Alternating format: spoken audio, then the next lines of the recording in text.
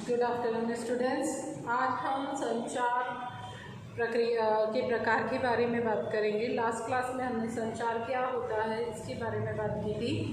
संचार की यदि हम प्रकार की बात करें तो मुख्य रूप से संचार जो होता है वो 5 प्रकार का होता है।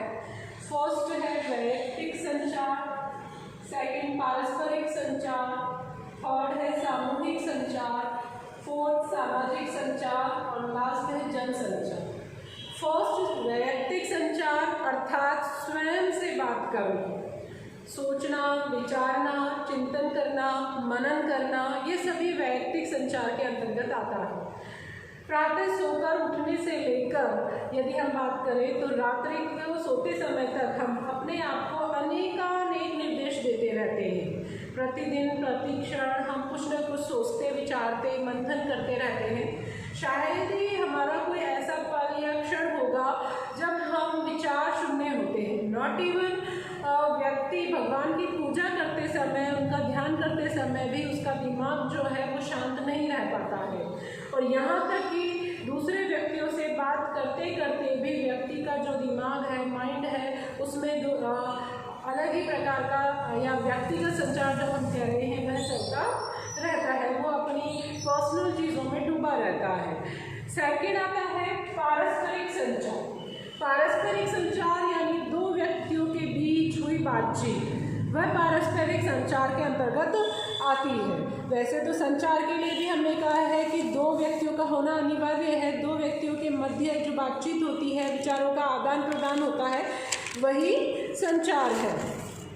यानी कि अगर हम पारस्परिक संचार की बात कर रहे हैं तो सेम वही चीज़ आ जाएगी कि दो व्यक्तियों के बीच जो विचारों का आदान प्रदान होता है वह पारस्परिक संचार कहलाता है। जब हम एक दूसरे व्यक्तियों के बातें सुनते हैं, उनकी बातचीत करते हैं, अपने अनुभवों को उनके साथ बांटते हैं, समस्याओं का समाधान करते हैं, तो कहीं न कहीं वह पारस्परिक संचार ही कहलाता है। थर्ड है सामूहिक संचार। सामूहिक संचार यानी समूह में जब व्यक्ति आपस में बातचीत करते हैं तो उसे सामूहिक संचार कहा जाता है। जब एक साथ 4, 5 या उससे ज़्यादा व्यक्ति एक साथ बैठकर अपने बातों का, अपने विचारों का आदान प्रदान आपस में करते हैं तो वह सामूहिक संचार कहलाता है। नेक्स्ट है सामाजिक संचार। जैसा कि हम कहते हैं कि मनुष्य एक सामाजिक प्राणी है और वो हर पल समाज में रहता है, समाज के नियमों का पालन करता है और समाज के अनुरूप भी व्यवहार करता है, बातचीत करता है। तो कहीं न कहीं जब सोशल रूप से व्यक्ति आपस में अपने बातों का, अपने विचारों का, अनुभवों का आदान प्रदान करते हैं तो उसे हम सामाजिक संचार की संचार कह सकते हैं। नेक्स्ट आता है जन संचार। मानव सभ्यता के विकास के साथ ही संचार के अनेक साधन आज के समय में नई नई टेक्नोलॉजीज़ के दौर में डेवलप हो चुके हैं। जैसे इलेक्ट्रॉनिक मीडिया हो गई, कंप्यूटर, इंटरनेट, मोबाइल्स, ये सब जो है आधुनिक संचार के माध्यम है जिनके द्वारा एक साथ कई व्यक्तियों के साथ संचार किया जा सकता है। उसे हम जन संचार कहते हैं। और ये सारे जो माध्यम है वो यही है कि इनके साथ बैठकर और इनका प्रयोग करके हम एक साथ दूर बैठे व्यक्तियों के साथ भी आसानी से संचार कर सकते हैं। लोग चांद से लेकर जो है मंगल ग्रह तक पहुंच चुके हैं और वहां के वातावरण की जानकारियां प्राप्त कर रहे हैं। और ये सब किसके कारण संभव हो रहा है? कहीं न कहीं ये हमारे आज की इलेक्ट्रॉनिक मीडिया या जो आधुनिक संचार के माध्यम है उन्हीं के कारण संभव हो रहा है। फिर नेक्स्ट टॉपिक आता है संचार का महत्व।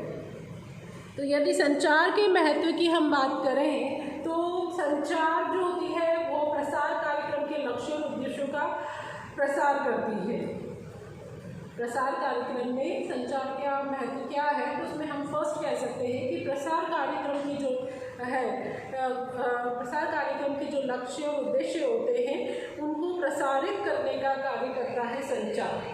सेकंड, लोगों के व्यवहार में परिवर्तन लाने में सहयोग करता है। संचार के माध्यमों का प्रयोग करके हम लोगों के सोच में, व्यवहार में परिवर्तन लाना हमारे लिए आसान हो जाता है। सामान्यतः प्रसार कार्यक्रम में व्यक्ति टू व्यक्ति जाकर संपर्क किया जाता है और एक ही व्यक्ति से कई बार जाकर उसके परिवार के साथ, सभी सदस्यों के साथ मिलकर संपर्क किया जाता है। और अगर हम संचार के माध्यमों का, आधुनिक माध्यमों का प्रयोग करें तो यह प्रक्रिया जो है काफ़ी सरल हो जाती है लोगों से संपर्क स्थापित करने की, कम्युनिकेट करने की, आपस में रेगुलर कम्युनिकेशन रखने की जो प्रक्रिया है वो काफ़ी ईजी हो जाती है। फिर नेक्स्ट आता है नवीन विचार, तथ्य और तकनीकों को जनता तक पहुँचाना।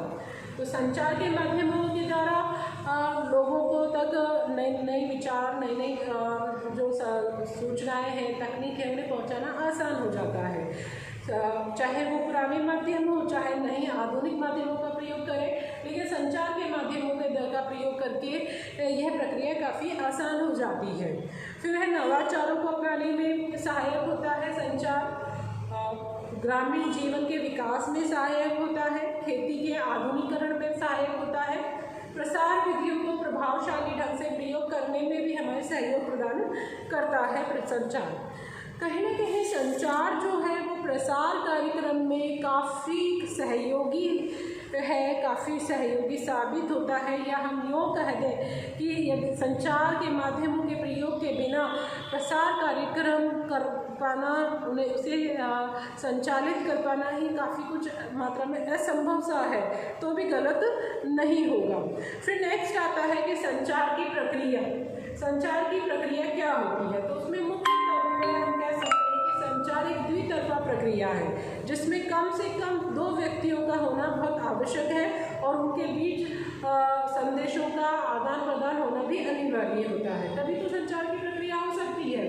तो हम इस आधार पर कह सकते हैं कि संचार की प्रक्रिया में मुख्यतः 4 तत्व होते हैं। फर्स्ट हो गया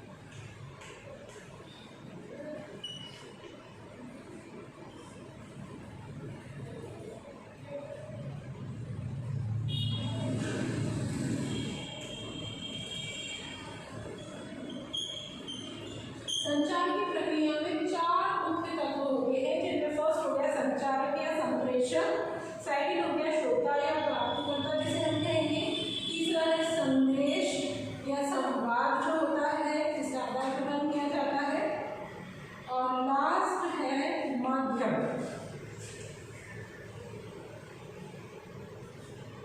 माध्यम जिसका प्रयोग करके हम करते हैं, यानी कि संचारक फर्स्ट, संचारक यानी कि वह व्यक्ति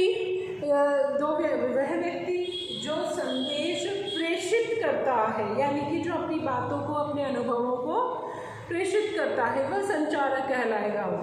ठीक है। सेकंड हमने कहा है श्रोता या प्राप्तकर्ता, यानी कि जो संदेश को सुनेगा, ग्रहण करेगा, वह श्रोता कहलाएगा।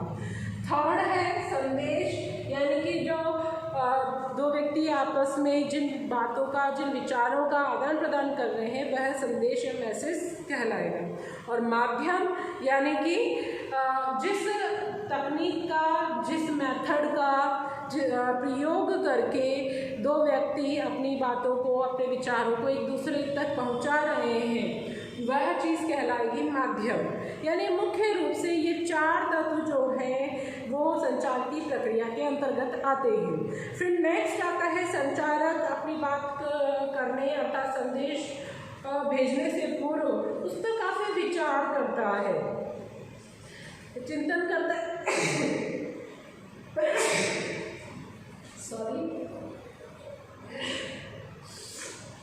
संचारक अपनी बातों को प्रेषित करने से पूर्व उस पर काफ़ी विचार, मंथन, चिंतन करता है और उसके पश्चात अपने उद्देश्य को प्राप्त करने के लिए चिंतन करता है। उद्देश्यों को पूर्ण करने के लिए वो अपनी बातों का आदान प्रदान करता है, और इसी प्रक्रिया को कहा जाता है संकेतीकरण या एनकोडिंग।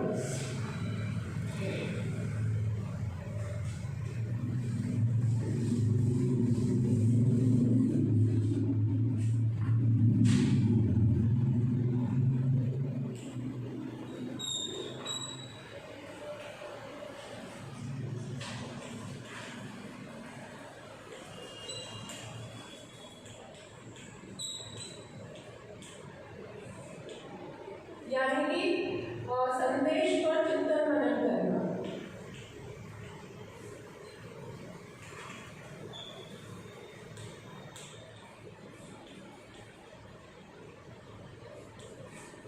जब कोई भी संदेश हमें प्रेषित करना है तो प्रेषित करने से पहले जब उस पर विचारा जाता है, तर्क किया जाता है, मनन किया जाता है, और उसके पश्चात उद्देश्य को पूर्ण किया जाता है, उसे प्रेषित किया जाता है, तो यह जो प्रक्रिया है वह कहलाती है संकेतीकरण यानी कि एनकोडिंग की प्रक्रिया।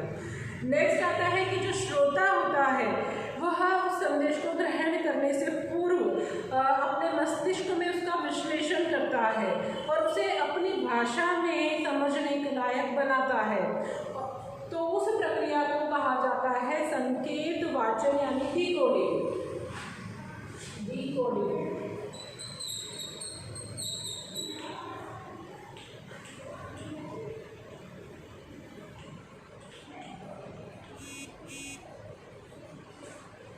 श्रोता प्राप्तिकर्ता संदेश को ग्रहण करने से पहले उसके ऊपर सोचता है, वो उसका विश्लेषण करता है और उसके पश्चात उसे अपने समझ में आने लायक भाषा के अनुरूप उसे बदलकर उसे समझता है। वह प्रक्रिया कहलाती है डिकोडिंग यानी कि संकेत वाचन। फिर नेक्स्ट आता है कि जो संवाद होता है उसे बिना सोचे समझे ग्रहण नहीं किया जाता और अपनी प्रतिक्रिया उसके पश्चात ही श्रोता प्रदर्शित करता है, तो उसे कहते हैं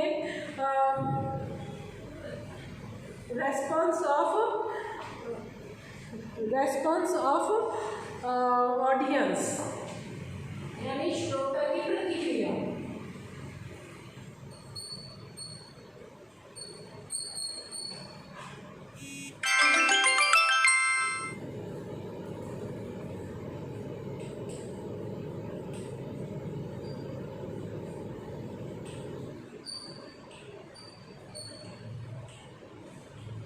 यानी कि संदेश प्रेषित करने से पहले जब उसके ऊपर चिंतन मनन किया जाता है, विचारा जाता है, तो वह प्रक्रिया कहलाती है एनकोडिंग यानी संकेतीकरण की प्रक्रिया, जो कि संचारक करेगा। सेकंड प्रक्रिया जिसमें श्रोता संदेश को ग्रहण करने से पहले अपने मस्तिष्क में उसका विश्लेषण करता है और उसको अपने समझ में आए उस भाषा में उसको समझता है, उस प्रक्रिया को कहते हैं डिकोडिंग यानी संकेत वाचन। यह इस प्रक्रिया कौन करता है? श्रोता प्राप्तिकर्ता। थर्ड आता है कि जो श्रोता है वह बिना सोचे विचारे किसी भी संदेश को ग्रहण नहीं करता है, उसके प्रति बिना सोचे विचारे किसी भी संदेश पर अपनी प्रतिक्रिया नहीं देता है। जब उसे लगता है कि हाँ यह संदेश मेरे लिए उपयोगी है, मेरे लिए बेनिफिशियल होगा, मुझे इससे कोई फ़ायदा हो सकता है या मुझे इसे, तो भी वह उसके ऊपर कोई प्रतिक्रिया देता है उसके पश्चात, तो वह चीज़ कहलाती है रेस्पॉन्स ऑफ ऑडियंस, जो कि श्रोता देता है लास्ट में। तो यानी कि ये तीन प्रक्रियाएं जो हैं वो संचार के माध्यम में संचार की प्रक्रिया में की जाती है। मुख्य चार तत्व होते हैं: संचारक, श्रोता, संदेश और माध्यम। इनके माध्यम से संचार की प्रक्रिया संपन्न होती है।